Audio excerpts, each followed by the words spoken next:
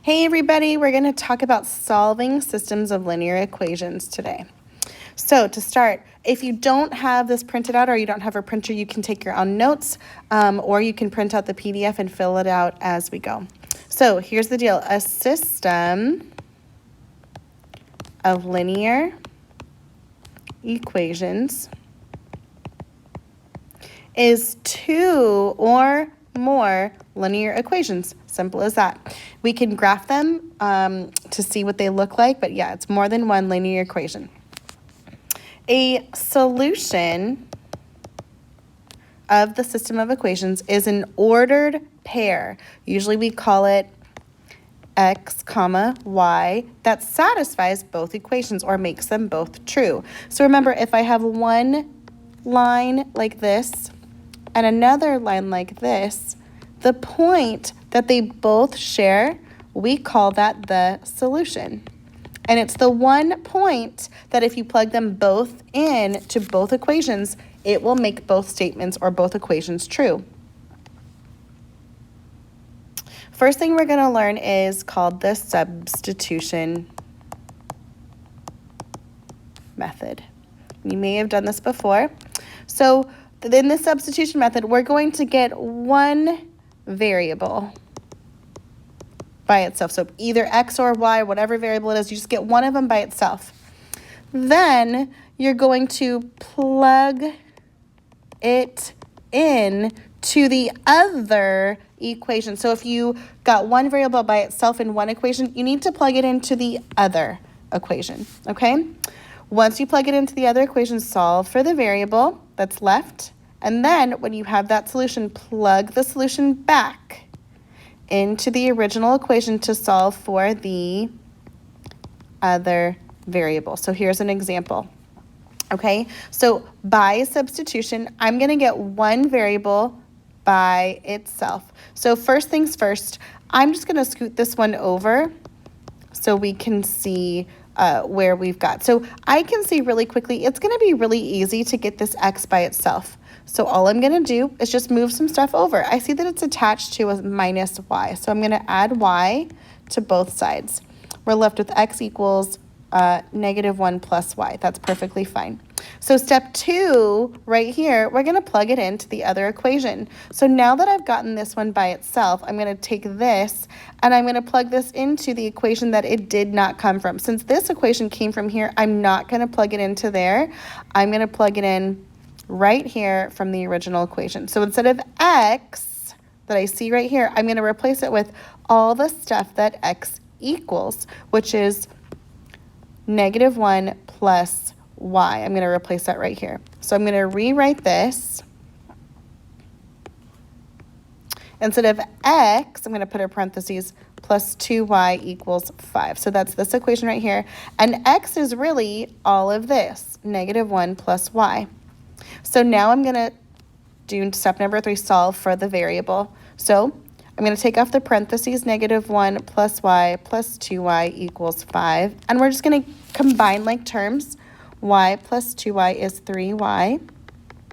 Bring down the -1. We're going to add 1 to the other side, and we get 3y equals 6. So we divide by both sides, and I get y equals 2. Okay? And then we're going to go to the last step. Step number 4, plug the solution back into an original equation. So if I know y equals 2, I'm going to plug it back in, and I can either plug it in here, I can plug it in here, I can plug it in here, or I can even plug it in here. I'm just going to do it really easily because this one's going to be really easy to plug into. So I know x equals -1 plus y, which is 2. So x equals -1 plus 2 is 1.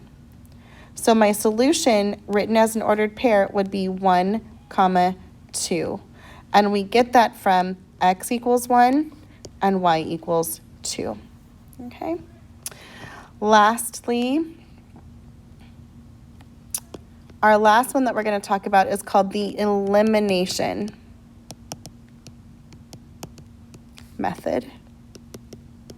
And here we go. First step is we're going to stack both equations in the same form and make sure that one variable of both equations has opposite coefficients. What that means is if there's 2x, that the other value of x in the other equation has a negative 2x, so we want to make sure they're matching up. Then we're going to use addition to eliminate a variable. So if they're opposites coefficients of each other, when we add them, they'll cancel each other out. So that's why it eliminates. Then I want you to solve the remaining variable. For the remaining variable, solve for the remaining variable. When you've done with that variable, you're going to plug it back into the original equation to solve for the other variable. So there's lots of steps here. Let's go ahead and look at that. So let's take the same system of equations, x plus 2y equals 5 and x minus y equals -1. So I'm looking here, step number 1, stack both equations, which we just did, but we need to make sure each variable has an opposite coefficient. So I see there's a couple things going on. Both x's have a coefficient of 1, but they're not opposites. We also have these, both are y's, but this is a 2 and this is a -1. So all I'm going to do, if I want both x's to have the same coefficient but opposites, I'm going to multiply the second equation by -1. And what that does for me is if I distribute that to all these parts, we get -x plus y equals +1. And I'm going to just take my original equation right here and just stick it right here. I'm writing it the same exact way. So 1x plus 2y equals 5. So now I'm ready to go on to step number 2, where I'm going to use addition. So I'm just going to add these two equations to eliminate a variable. And what that does is it takes my -x plus x and it cancels them out because -x plus x is just 0. Y plus 2y is 3y. Bring down the equal sign, we get 6. Divide by both sides, and we get y equals 2. We're almost done. Now that we've solved for the remaining variable, we just did step number 3. Now we're going to, last step, plug it back into the original equation to solve for the other variable. So we can plug it into either one. I'm going to plug it into this first equation here. So we end up with 1x plus 2y equals 5. Remember, y is really 2. So we get x plus 4 equals 5. Solve for x. And we get x equals 1. So my solution to that is 1, 2. And again, it's the same system of equations. And did you see how we got the same answer for both, but using different methods? All right, thanks for joining me, guys. We'll see you later.